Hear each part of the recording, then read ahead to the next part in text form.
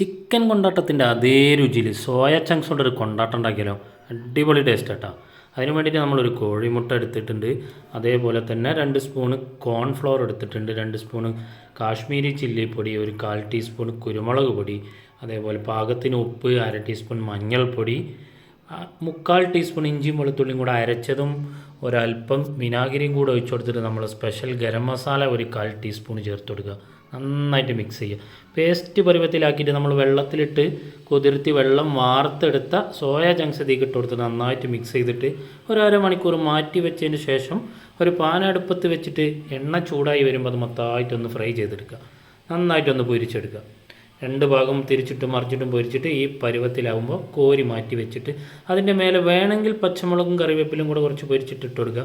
എന്നിട്ട് ഒരു കടായി അടുപ്പത്ത് വെച്ച് ചൂടായി വരുമ്പോഴേക്ക് വെളിച്ചെണ്ണ ഇട്ട് നമ്മൾ ഒഴിച്ച് കൊടുക്കുന്നത്. അതിലേക്ക് കറിവേപ്പില ഇട്ട് കൊടുത്ത് അതിലേക്ക് ഇഞ്ചിയും വെളുത്തുള്ളിയും കൂടെ അരച്ചതിട്ട് കൊടുത്ത് കൃത്യമായ അളവ് ഞാൻ എഴുതട്ടോ, എത്രയാണ് സാധനങ്ങൾ വേണ്ടതെന്നുള്ളത്.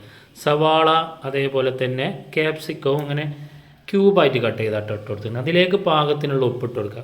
പൊരിച്ചെടുത്ത സാധനത്തിൽ ഉപ്പ് വേറെ ഉണ്ട്. ഇതിലേക്ക് കാശ്മീരി ചില്ലി പൗഡർ ലോ ഫ്ലെയിമിൽ വെച്ചതിന് ശേഷം ഇട്ട് കൊടുക്കണം കേട്ടോ. എന്നിട്ട് നമ്മൾ ആ പൊരിച്ച് വെച്ച സോയ ചങ്ക്സ് ഇട്ട് കൊടുത്തതിന് ശേഷം അതിൻ്റെ മേലെ കൂടെ കുറച്ച് ചില്ലി ഫ്ലേക്സും ടൊമാറ്റോ സോസും കൂടെ ഒഴിച്ചു കൊടുക്കുക. എന്നിട്ട് നന്നായിട്ട് മിക്സ് ചെയ്യുക.